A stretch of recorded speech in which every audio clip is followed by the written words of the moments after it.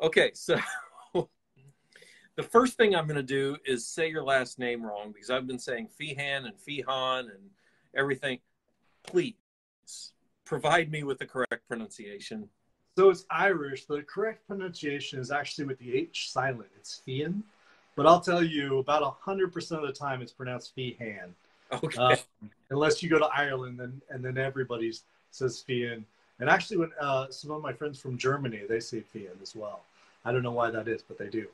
But Feehan is sort of like the normal vernacular for it. So. Well, I'm having Han, Han. I feel like Lando Calrissian's over here. Come on, Han. Hey, anytime you feel like him, though, you're like in the right area, You know what? There's not much bad to be said about that. No. Oh, goodness. So we're off to the races. What's that? I said we're off to the races. Let's do this. To the race. We are off to the races. Yep, here we go. I know you're donating your time tonight to join us, so I'm not going to keep you any longer than I absolutely have to. Brian and I met at this last Lori Foster reader-author get-together this past year, and it's been a good deal of time talking video games and sci-fi and fantasy and all kinds of stuff. And I was grateful to have him and Jay-Z Foster to retreat to find like minds, because it's a fantastic gathering, and I was able to meet some great authors there. But we had a good time. So, but Brian and I got to talking. He didn't have his books ready; they weren't quite out at the conference. But now, book 1 is out. Book 2 comes out in February. Yep. And so let's see. I don't know. I'd promised to introduce you as the author, but I don't know that I have a bio of yours handy. I've still got all of my tax spreadsheets on my clipboard, so don't worry about it. I'll take care of that. No problem. So, Brian's the author. Oh man, the one thing I don't know if we covered, but it sounds like it's time for a glass of scotch. Personally, amen. So, my name is Brian Feehan. I'm what you might call a legacy author. My mom is Christine Feehan. She writes paranormal romance and has for over the last 20 years. So that's the household I grew up in. I'm also a paranormal romance writer, as well as people oftentimes put me in urban fantasy or urban romance. And I'm brand new, to be quite honest. Like he said, my first book was just out right after the convention last year. And the second one in that series, in the Alice Known series, comes out at the end of next month. So we're actually pretty excited about that, because right now it's just like full court press with like pre-orders and doing that whole thing. Do you want me to do the elevator pitch now? Or Yeah. You want to wait? Yeah, no, that was going to be my next question. I was actually trying to boot up my notes. I had a feeling.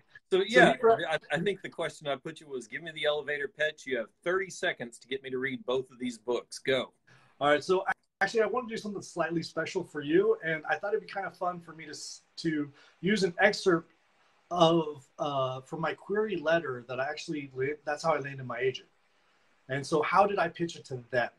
There you go. All right. Yeah, so this is like normally you don't it's not normally you don't share this stuff, it's usually not talked about. So I stole this from that because I thought it'd be fun. So I introduced myself and blah, blah, blah. And then I said, sir, have you ever felt the weight of a steel guitar over your shoulder and known you were holding onto a power far outside your own control? From the throb in your chest to the bite of the strings against your fingertips, great musicians live with the rhythm of creation. It runs in their blood and drives their body forward. But it's their soul's need to touch the heavens that truly sets them apart from all others. Allison and Owen is the name of my novel, a romance with strong fantasy elements. Owen was raised in the back of a nightclub, but born with an eternal need to test the rules of heaven. A true musician with power, skills, and a code. Alice is strong, beautiful, and smart, but it is her iron will that refuses to bend that gives her a fighting chance of going home. So back then, the book was actually called Alice and Owen, but over the process, we immediately changed it over to Harmony of Fire. And I don't know if you guys see that, but there's a part of the cover is actually behind me right now. My fiance got me that. Now, Harmony of fail. There we go. Thank you. So that's for Harmony of Fire, and that's book 1 in the Alice and Owen series. And then book 2 is Harmony of Lies. And this is really cool because it actually happens 3 weeks after Harmony of Fire ends, is when it starts.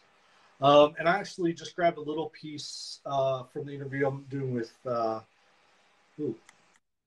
want to say Writer's Digest, is where this one comes out. It says, in the mysterious city of San Francisco is a legend of a ghost within a piano that kills musicians. Through lies, deceit, and love, Owen and his crew are headed right into its trap. And for Alice, she finds herself at the dilemma that all people must come to, which is to tell their parents who they truly are. And anyway, that was kind of it. But for the record, I am terrible at elevator pitches. So if that hooked you at all, the book is 10 times better. Both of them are. That's like short format is not my key skill. Let's just be clear. Let me help you out. In San Francisco, a city shrouded in music and magic, is a dark piano and its unholy twin that have been killing musicians since the 60s and 70s, maybe before. Owen and Alice are drawn inexorably towards this musical instrument for, it's deserted me, for a musical showdown with destiny. I love that. Let's go. I want to read it again now. You know what's funny is some of my people have started rereading Harmony of Fire, and I really designed it to be a book that would last like as long as possible. I wanted it to be the cornerstone of what I built the entire Alice and Owen series upon. And so there is like so much information in there, and there's so much texture that I tried to add. I recently got some positive feedback about like how much they truly enjoy reading the book twice, which I just, I believe in a two-way street when it comes between the reader and the writer. I think that is vital. I think it's no different than a playwright or a comedian or anybody who takes storytelling as seriously as I do, and as seriously as the people that inspire me. I really believe in that feedback. That's why I read every single review I can get my hands on, because and talk to as many people as I can, because that's how I know what works and what doesn't. And that's how I grow, and hopefully I can one day, reach what the people that inspire me have reached, or at least try, or die trying, right? I'll die trying. Die trying, yeah. Right? All right, well, let's skip ahead to that question then. Who are the authors and writers who have inspired you? It's so funny. The list is so large. It's truly crazy. And you'd think that it'd be all the greats, and it is. Like, I swear to God, like, I think about Shakespeare all the time, and not to just throw down his name, but I do. Like, his history was so rich by surrounding himself with creative people and then just attacking it on so many different levels. And I do find that as like a pinnacle of inspiration when I'm looking at how to write and structure a novel, of how can I write for everyone? I don't think you can go around and meet as many people as I have in my lifetime and connect with as many people and appreciate those people so much and not say, okay, we're all different. How can I write for everybody else? But as far as names go, some of the top names that you've got to throw down is Brandon Sanderson, Patrick Rothfuss, R.A. Salvador is huge for me. If we're switching over to some of the romance, you guys, you've got to read my mom. My mom is unbelievable. What she can do with emotion is truly a beautiful thing. And there's a reason why she's at the top of her game for 20 years. It's insane. Also, of course, we have Nora Roberts. The J.D. Robb series for me honestly inspired this series in a way of me trying to write a couple that over time grows. And in romance, if you're going to write a romance story, and I believe that every story is better with romance. Like, I'm a small town kind of country boy where it's like, yeah, to me, everything is better with a woman. It just is. And, but to create an arc where each book, the relationship has to grow, but also has to include why they are together and what makes that so special. brings its own set of complications. And I really wanted to dive into that. And I definitely used Nora Roberts as an inspiration. She's just a brilliant, brilliant writer and a legacy in her, by far in her own right. Oh my gosh, like the list just goes on and on. You might notice that I got a quote from Charlene Harris. I met her and all I could do was blubber on about how much I love her books. Oh, wow. One thing that I love is that she brings to the table, she writes in a way that nobody else I know can. And that's something I look for from these great writers. You know, one of the top ones also has to be Jim Butcher. Jim Butcher, I just recently posted, I said, the man doesn't know how to hold on to a microphone because he just keeps dropping it. And it's true. Like you look at what he does and he finds ways to, there are rules that they tell us and they teach us. And the truth is there's an exception to every rule. And he has a way of finding, instead of making that like a little hole, he makes it a giant tunnel and drives this whole book through it and then stands there and goes, you better watch what I'm going to do next. And I am. I'm watching what he's going to do next. I'm very impressed. So I'm sure there's a ton of others too. But, before we go any, also, you know, I also look for all storytelling. So Aaron Sorkin is a huge inspiration for me. When I am having trouble with my books, what I can watch and what I can kind of take in his storytelling gets really limited. And Aaron Sorkin wrote The West Wing. You know, he wrote American President. Anyway, he's I'm just a huge fan of how he tells stories and how he goes about doing it in both simplicity and complexity. And I probably talked about that too long. This is an hour and a half show, right? Yeah, we can do that. Sorkin also did a sports night. I've watched the Sports Night like over, like no joke, like over and 30 over again. Yep. Yeah. I wasn't a fan of most of his other work, but Sports Night I found really engrossing. And Sorkin has that Joss Whedon talent for writing dialogue that just, you know, sucks you in and moves you on. And yeah, there are a lot of worse choices to learn from, I guarantee you.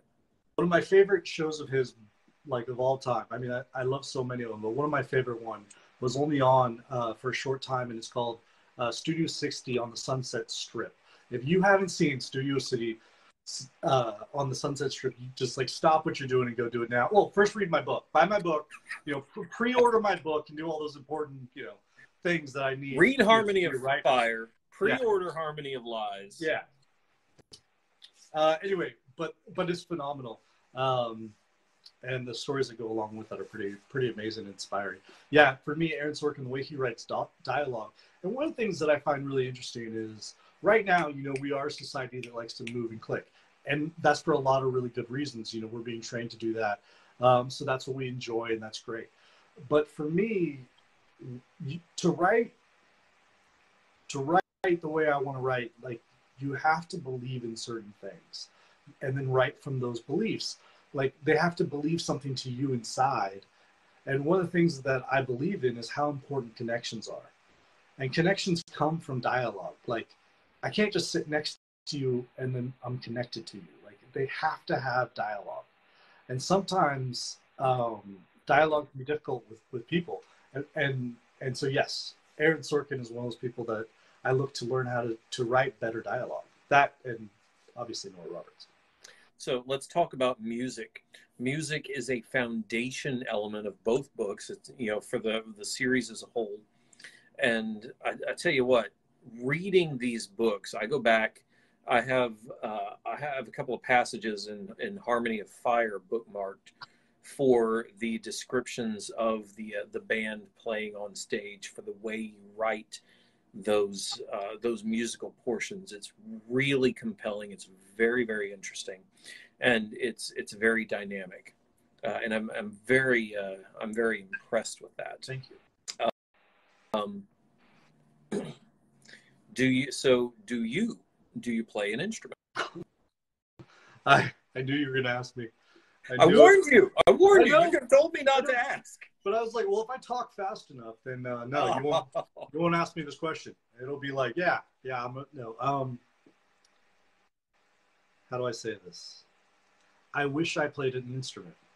I wish I had that talent. I'm tone deaf, and I have a terrible memory for music, and it's something I've struggled with in my professional career, not as a writer, but what I did before this. And well, there was some construction, granite countertops in the middle, but before that, I was a dancer, and I actually did couples dancing, and for very for a long time, and I thought that that's what I was going to do. I was a West Coast swing dancer, and I actually traveled the United States like in competitions, and I taught all over California, and me and my dance partner, and it was so much fun and amazing. And that's one of the places where I met so many people. But it was one of those things where it was like those that can't do teach, you know, those that can't play. For me, it was like I can't play music, but I'm so attached to it. You know, music has had such a profound connection with me and my friends in my life. And then I loved dancing to music and just being surrounded by music so much. And then another thing sort of happened that piggybacked off this. Just as I was leaving my dance career and I was focused on becoming a writer, some friends of mine and my brother-in-law actually started up a band. So my two best friends, believe it or not, their names are Sko and Abel. And my ex-brother-in-law, shout out to Sko and Abel. And my ex-brother-in-law, Cody, we're all in a band together. And for a number of years, they really pushed hard to make it. And because I was in this sort of transition where I was learning how to write, which, you know, for me, I didn't go to Harvard to learn how to write. I didn't go even to the community college to learn how to write. What I did was I read books. Like if you look behind your bookshelf, that's what my bookshelves look like. And then if you looked at the floor, I would just have stacks of books because I ran out of shelf space. And literally that's what my room looked like. And in there, when I was reading, I was not just reading for the story, but I was studying each and every single book. So while I was doing that, I went ahead and I basically became like the guy who helped move all the musical equipment. And I would be at like all the band meetings, and I'd be there while they were practicing, playing the same songs over and over and over again. You know, you go to a show and you set up and you're there before anybody gets there, and you're there all day. You stay till 2:00 at night. You're up on this high adrenaline by the end of the night. Yeah, you've been hitting some beers and having some drinks.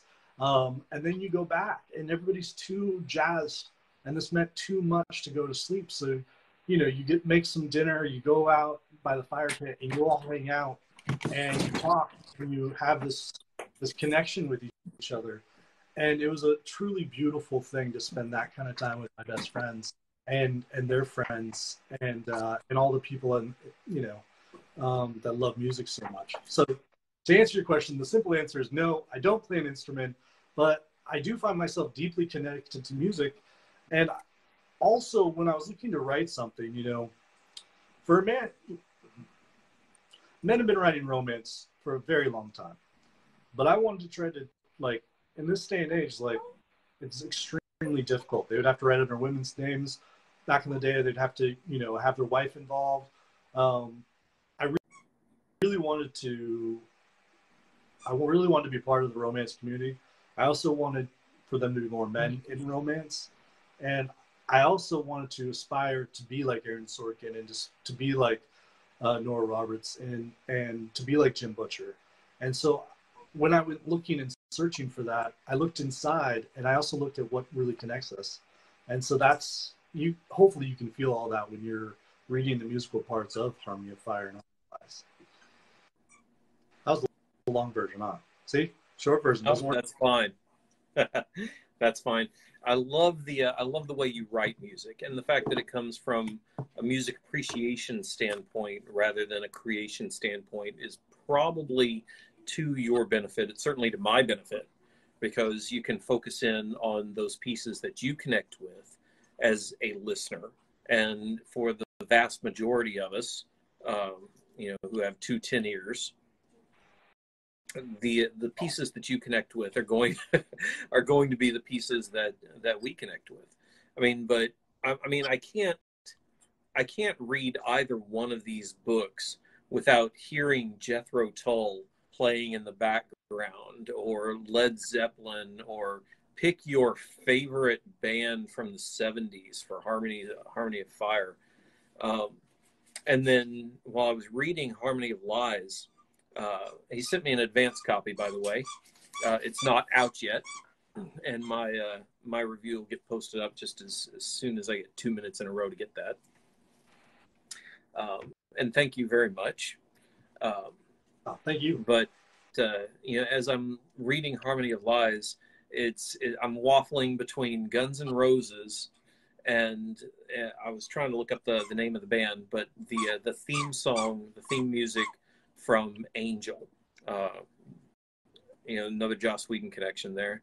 That bass that opens every show. Da, da, da, da, da, da. But just really, really fantastic stuff. And anytime you can give me a crossover kinesthetic experience, thank you, a kinesthetic experience like that, that's a sign of something really special. And I greatly appreciate that talent that you put into that. Thank you. I'm glad that you enjoyed it so much. I really, really did. I'm looking forward to the continuation of the rest of the series because there is room to go, to grow. There are more stories to be told. Got a whole sub-thread woven in there. Now, don't pull a George Martin on us. All right, George R.R. Martin, and leave us hanging for 20 years between novels. Don't do it, man. No. Or Patrick Rothfuss too. Patrick Rothfuss is, I think, going for the. I don't know if you guys know, anybody listening, Name of the Wind by Patrick Rothfuss. You have to get past the first 100 pages. It's the only book I'll ever recommend to do that. But once you do, oh my gosh, he just sets it up on fire. But he's taking a while to write the next book. I think that was probably my only complaint with Harmony of Lies, is that I was 150 pages into a 300-page book before I realized that, I'm halfway through the book. Now the story starts. Wait, I'm already halfway through the book? Where'd the rest of it go? So just very, very good stuff. Very good stuff. Yeah, I thank you. I appreciate that. It's, all right. Well, go ahead. No, I was going to do my outro. Go ahead. Keep going. What were you saying? I'm always fascinated by, this is storytelling. That's how I look at it. And right now, what I find I find myself, just to put words on it, a modern day storyteller. That's how I have to work at it. That's the lesson in this house. That's how we roll. Is right now, the human experience right now, we're being told more stories than any time in the history of the world. Humanity has never been told this many stories ever. And, I think that's one of the greatest places we learn. It's one of the places we're deepest connected to. And if I take my job seriously, I have to roll with that idea. And so one thing I'm always fascinated by is how differently and how similar we all experience these stories. But like, for example, you're going to hear the 70s music, but somebody else is going to hear like the 60s music or the 80s music or the 90s music. But that's going to hopefully, if we did the job right, they're going to hear the music that they believe in and that connects with them, so they can have that real life experience while they're writing it.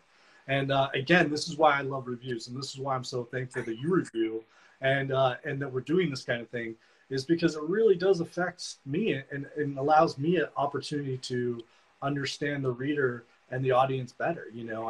I think of Shakespeare as he was listening to, after his play came out, to who laughed and who didn't, for the next time he went and wrote something, and how vital that little process is.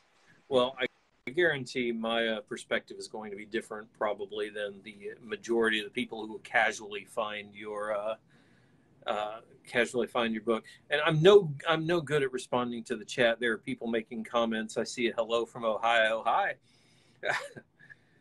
I haven't looked either, but after this I can go through and respond if it. Yeah, we can definitely do that. But I come from the sci-fi background, and I'm drawn to the supernatural elements predominantly, which we didn't even touch, and I don't think we really have time to go into tonight. A ghost in a piano? How's that supernatural? I don't know. Right, exactly. But you've got inevitably there's going to be some name recognition there. Some of the people who know your mom's work is going to pick yours up just because they recognize the name, and there's nothing. I mean, that's great. There's nothing wrong with that.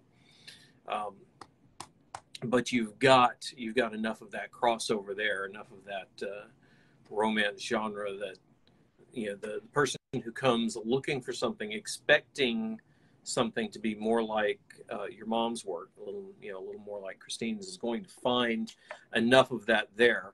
But they are also going to find a substantial amount that is original, that is you, that is a different voice, and that's very, very valuable. That's very, very valuable. So, all of which by way of saying, don't run away from the book just because it's not exactly what you're expecting. This is a treat. Book 2, I think. I mean, it really struck that, like you mentioned, Jim Butcher. It really struck that Jim Butcher mystery chord in some of his better mysteries, and I thought that was really excellent. The first book is much more, I thought, of an action romp, and go from gig to gig, band to band, and fight to fight. A little more action, a little more beat 'em up, as my wife says, in that one than some of the others, and I appreciated it all. I thought it was all really well done. All right. Well, we have kept people about twice as long as I usually promise to do so. So it is what it is, Brian. Real quick, if you could tell them in like 4 days, I think it ends. So we did a little thing for pre-orders and signed copies. Anybody who's interested, with my local bookstore. It's the local bookstore is called Gallery Books. But if you go to my website, there's a link on there real fast. The website's brianfeehanauthor.com.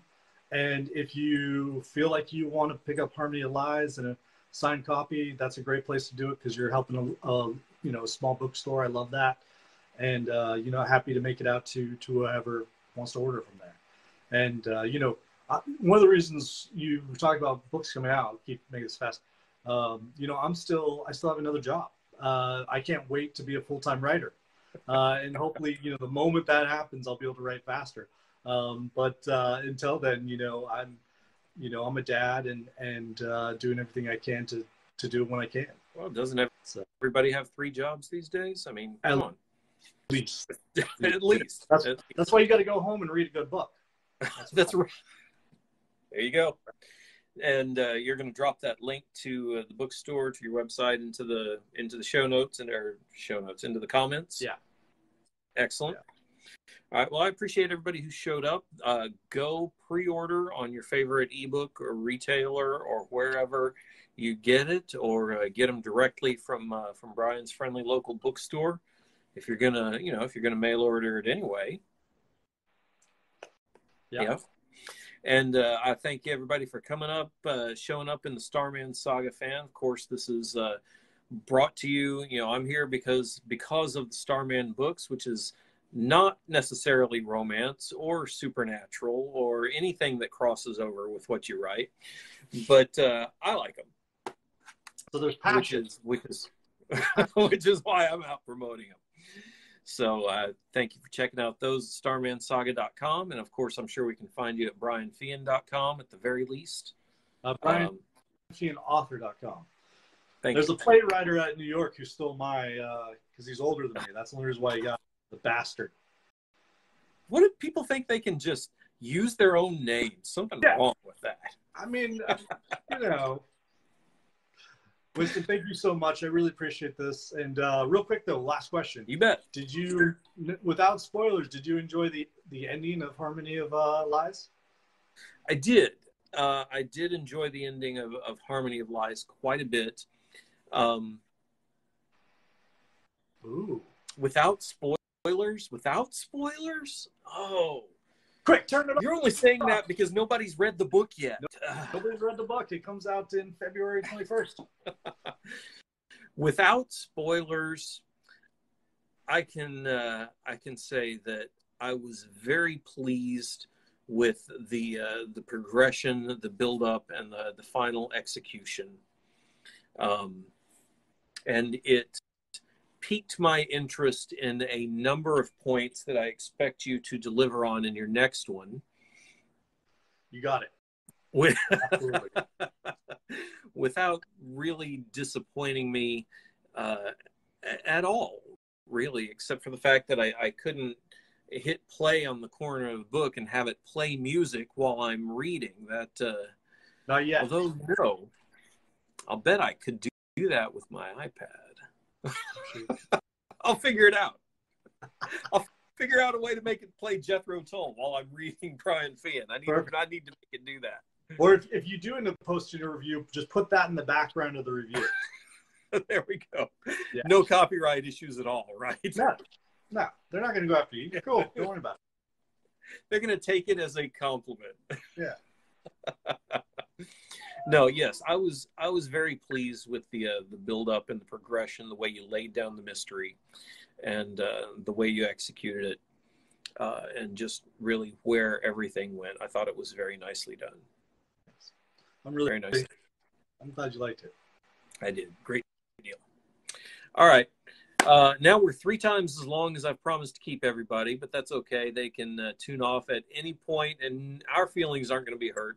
But we'd be here all night if we didn't have other stuff to do. But Brian, again, thank you for showing up. Thank you for giving of your time and yourself to write these books and then come out and talk about them. And you, Internet Land, go read the books. They're good books. They're wonderful. Thank you so much, Winston. I really appreciate this. Very welcome. I'll go on and look at the comments, and if there's anything for me, I'll send it in there. I'll do the links. I'll do my job, and hopefully I'll see you soon. Also, I'll be at RAGT. Yes. I hope you'll be there this year. I hope so. The tickets are a lottery, so. Oh, yeah. Yeah. I don't have the connections you do. I don't have the connections I do. My mom does. Connections. No worries. Okay, well, you know. Yeah. Yeah. But